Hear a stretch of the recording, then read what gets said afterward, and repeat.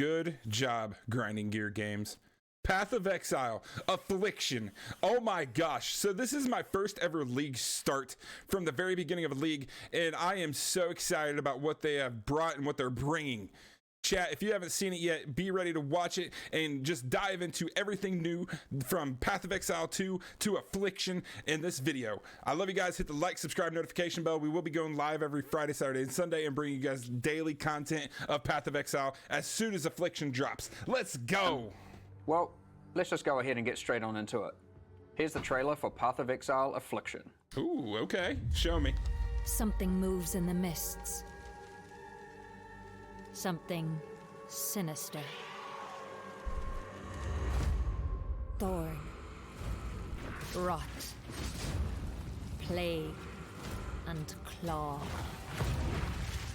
The affliction spreads. It hungers for more.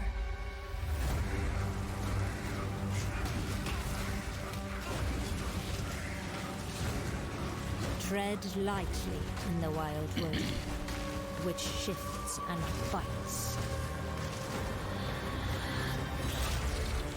Accept our help, the ancient power of the Asmiri. Beware the spirits that yearn for freedom, and the heart of evil that waits in the dark. Wow. Oh man. Wildwood Ascendancies?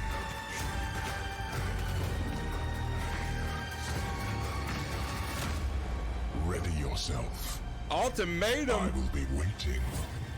Oh shit! Dude, that guy. Oh!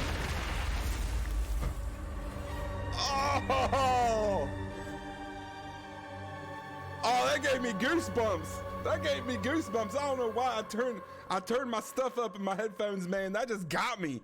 Whew, that was beautiful. Oh. In the Affliction League, you will encounter sacred wisps, which beckon you to enter overgrown passageways that lead to the Viridian Wildwood. A vile affliction has covered this forest with a foreboding darkness. You'll need to uncover the forest mysteries to put a stop to the source of the affliction. Okay. As you approach the darkness, the wisps burn away its affliction. Make sure you tread carefully, because they only have a limited amount of power. But be warned, the darkness is full of cursed monsters that emerge to kill you. As you explore, you might see other types of wisps trapped inside the darkness. The Wildwood is trying to guide you towards clues about its affliction. Follow the trails of wisps by collecting them, and you may uncover many different secrets. New characters to find, shrines, boss battles, and all kinds of new encounters are lurking in the forest just waiting for you to discover them. There are many rewards to earn for those brave enough to seek them.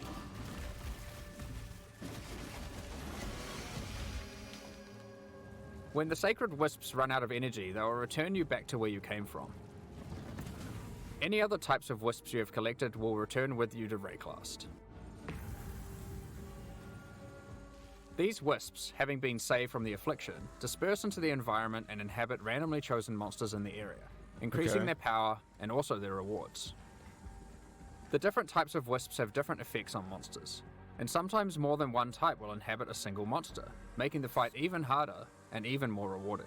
Oh wow. If this happens to a boss, you could be in for a tough fight, but if you can overcome it, your efforts will not be in vain. Oh wow. Primal Wisps grant an item rarity bonus to inhabited monsters. Wild Wisps grant an item quantity bonus, and Vivid Wisps cause them to drop currency items. If a monster gets all three types, they'll drop more items of a higher rarity and a lot of currency. Oh wow, okay. While exploring the Wildwood, you might find some of the last few Asmiri wanderers who have managed to survive in the forest since it was cursed. Each of them have different survival specializations, and they are willing to teach you if you agree to help them defeat the source of the affliction, the King in the Mists. Choose which of the Asmiri that you will complete quests for to unlock one of 3 new Ascendancy classes, which you can have in addition to your regular Ascendancy class. Up to 8 points for these classes are unlocked as you complete more quests for the Asmiri you are training under. The Warden of Eves can teach you to become a Warden of the Magi, a powerful class that takes advantage of wilderness knowledge. A Warden of the Magi can learn to use tinctures which coat their weapon, granting various powerful effects. A double Ascendancy. You can equip tinctures in your flask slots and toggle them on and off at will. You can only have one enabled at a time, but the effects are quite conditional, so you may want to have more than one equipped and swap between them during combat. For example, equip the Ironwood Tincture to gain the benefit of always stunning enemies on full life. Tinctures can also get random mods. This one in particular adds stacks of wither to targets on full life and steals frenzy charges on hit, which makes it great as an initiator. Okay. When you are fighting rare monsters or finishing off tough bosses, you will want to swap to the Oak Branch Tincture, which grants Culling Strike, increased damage against enemies on low life, and has a chance to steal a mod from rare enemies you kill. Okay. You can buy more tinctures from the Warden of Eves using Primal Wisps when you find her in the forest, so keep an eye out for her. As a Warden of the Magi gains more Ascendancy points, they gain access to more skills that let them further specialize in tinctures. For example, Nature's Concoction allows you to invest in having your tinctures enhance your flasks. This Ascendancy skill makes it important to think about which slots your tinctures are placed in, and what flasks they are adjacent to. You will have better uptime on those flasks and they'll be stronger as a result. But there are plenty more skills to choose even if you don't want to engage with tinctures. For example, another new ability to unlock is Barkskin. Barkskin. It's a reservation skill that causes bark to grow all over your body, increasing armor. As you take damage, the bark falls off, increasing your evasion. What? Over time, the bark will grow back, removing the evasion bonus but increasing your armor again. Huh. The Breaker of Oaths can teach you to become a Warlock of the Mists, an Ascendancy class specializing in the darker arts of the Ismeri. One powerful ability you can choose is Blood Hunt, which grants an active skill called Ravenous. Ravenous. This skill Okay. lets you see what type a monster is under its life bar, whether it is a demon, beast, undead, construct, or humanoid. Consuming a corpse with this skill gives a buff to damage against that type of monster, and reduces damage taken by it. You can only have one type active at a time, so it's a good idea to choose wisely for the area that you are in. Some bosses like the Maven are eldritch in nature and don't conform to the regular corpses that you have access to, but don't worry. The Breaker of Oaths has a shop where you can trade wild wisps for corpses that you can place on the ground wherever you are. Ah! So yeah, you can Buy consume an the eldritch corpse. corpse and you will be able to get the bonus while fighting eldritch entities like the Maven. Wow. You may okay. notice that most of the corpses he sells are not monsters you normally encounter. You might want to try turning some of these corpses into spectres, to take advantage of some of the unique abilities that these monsters have. Oh my gosh. The Warlock of the Mists gets access to many other abilities. For example, there is a trio of curses that you can pick from. One of these curses targets your minions, giving them life degen and making them explode for massive damage when they are near death. One of them prevents enemies from dealing damage for the latter portion of its duration, which is quite powerful against bosses. This curse creates the interesting build decision of whether or not you should increase curse duration or reduce it. The final curse is a mark that causes enemy phantasms to be spawned when you hit the marked enemy. These phantasms aren't on your side, so they work well with on-hit and on-kill trigger effects, for example. This is weird. What? The Primal Huntress can teach you to become a Wildwood Primalist. I don't know if I Unlike the other new grasped that last one. Ascendancies, the Primal Huntress lets you customize your tree. What? You do this with charms that you can buy from the Primal Huntress for Vivid Wisps. Charms have randomly generated mods which give stats from regular Ascendancy classes, allowing you to create your own hybrid Ascendancy class. I mean, that's going to be what everybody picks. Charms are magic items that are aligned with different attributes. So for example, this Ursine charm is strength aligned and has gotten the melee hits have a chance to fortify stat from the champion, and the ability to stop your movement speed going below base from the Juggernaut. This interline Corvine charm lets you get the stat that makes your consecrated ground effects linger from the Inquisitor, and the effect that makes cursed enemies Wow. explode from the Occultist. Some of the combination of mods that you might find for sale on Charms can be extremely powerful. Dude. So keep a lookout for the Primal Huntress's shop, even if you are not playing as a Primalist. I'm As a feeling like Primalist, that's you going to be also what's get OP. access to a few other interesting abilities. Use Warcries next to corpses and they have a chance to drop an extra item. What? It opens nearby chests too. What? The Primalist also gets access to a small extra backpack, just in case you find yourself needing to cart more items to town during your map runs. If you are unhappy with the class you picked, or you just happen to find a really great item for another one of the classes, you are able to change which class you are using next time you find one of the Asmeri Wanderers. Shut up. Just remember that you will have to do their quests in order to gain the Ascendancy points for that class. These quests will lead you towards the ultimate goal of the Asmeri: finding the King in the Mists, defeating him, and cleansing the forest of its affliction once and for all.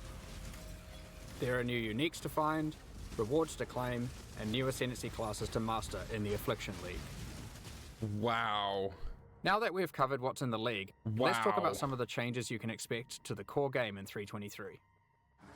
For a start, Ultimatum is finally going core. When talking to players at Ultimatum. ExileCon, it was the #1 feature that people requested. When playing through in-game maps, you may sometimes encounter the Trial Master, who offers you a choice to undertake a deadly Val trial in exchange for great rewards. If you defeat the trial, he offers to go double or nothing with you. Do you take the risk and go for an even better reward? Or do you take the winnings you have already earned off the table and go home? We've done a full rebalance of Ultimatum and have added many new mods and rewards, including both new and reworked uniques. The base number of rounds for an Ultimatum trial is now always 10, with a chance to spawn the Trial Master boss fight on the 10th round, if you are able to make it that far. As I don't part think of I've ever did 3.23, that one. we have also removed Metamorph from the game. All the Catalyst rewards from Metamorph have now been moved to be rewards for Ultimatum. We have also added a new Val-themed Catalyst that works on corrupted items. As is normal for most content that gets added to endgame, we have introduced new Ultimatum passive skills to the Atlas tree. One great example is the Keystone Grueling Gauntlet. It makes Ultimatums last 3 extra rounds, but you cannot choose the modifiers, and it prevents the final Trial Master boss fight from spawning. The level of challenge becomes extreme during the last 3 rounds, and not being able to choose the modifiers makes it even harder. But the rewards are insane, and for those with very high-end characters, it might be a bet worth making.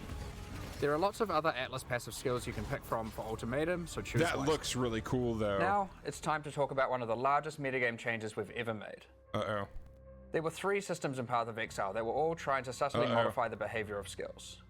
These were alternate quality gems, Labyrinth Helmet enchants, and unique threshold jewels. We've combined all of these together to create a new system called Transfigure Gems that allows us to fully achieve the goal of these 3 systems and then some. Transfigure Gems are alternative versions of existing skill gems that have different functionality and balance from their regular versions. We have added a huge number of these with interesting variations that drastically change how existing skills play. For example, Frostbomb of Instability. Okay. It changes it from a cooldown skill that you can cast occasionally for a large explosion into a skill that you can cast continuously but deals less damage and doesn't apply cold exposure. It changes the role of Frostbomb from a utility skill into a main damaging skill. Really? Another example That is looked Detonate cool. Dead of Scavenging. You can't use it on corpses that were created by Desecrate or Unearth, but in exchange it does a whole lot more damage. You won't be able to use it as your main reliable source of damage, but it's a great skill to use as a Falling utility to get some extreme burst damage. Raise Zombie of Falling. Instead of raising a zombie from a corpse, you summon them from mid-air. They fall to their death, dealing AoE damage where they land. While this sounds like a physical damage version of Firestorm, you should consider that it scales with minion damage and also triggers on-death minion effects. Blight of Contagion. This version of Blight is now spread by Contagion, so you can use it as part of your Essence Drain build. We have a huge number of these. Transfigure Firestorm into Firestorm with Meteors, Transfigure Blade Trap into Blade Trap of Great Swords, Transfigure Barrage into Barrage Zombie of Volley Rain. Fire, and so on. There is a lot to experiment with, and we look forward to seeing what builds you can come up with. Oh, shit, that was But how do you get Transfigure Gems? The Divine Font at the end of the Eternal Labyrinth has been changed to a gem They're going crafting too device fast for that me, can guys. modify I'm your skill trying. and support gems in a lot of new ways. Sheesh.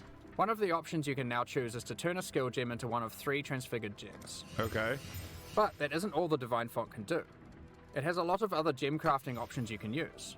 For example, you can add quality to gems, add experience to gems, sacrifice a gem for one or more treasure keys to open Azara's chests, and you can even exchange support gems for exceptional support gems like Empower or Enlighten. These are just some of the options you'll find the Divine Font is now capable of. In order to replace the rewards in Heist that previously gave alternate quality gems, we have done a rebalance of the rewards of Heist as well. Experimented base types have been rebalanced, new replica uniques have been added and old ones changed, and we have increased the amount of currency from display cases as well. On top of this, we have gone through and buffed the quality stats on most damage dealing skills. In most cases, they will be significantly more powerful than before, and also more interesting. Overall, this is one of the largest metagame shifts that we've ever done. There are so many crazy new skill combinations to plan around, so we expect to see some really interesting new builds.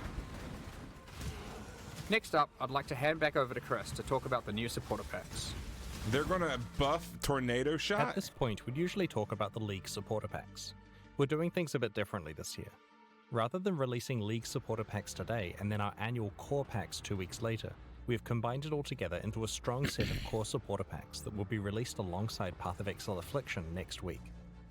The series contains 5 packs, each with its full value in points and a collection of exclusive cosmetic microtransactions. The higher packs contain physical merchandise. We'll unveil the full details of each of the packs at release next week, but in the meantime, here's a sneak peek of some of their exclusive cosmetic microtransactions. These packs will be available for purchase when Path of Exile Affliction launches on the 8th of December. We're gonna have to get one. Thank you so much. I'm gonna for try your to only ongoing get support. one. I'm gonna try to only do one. We're just about to start the Q&A with Ziggy D. Afterwards, we'll post Path of Exile Affliction's full patch notes.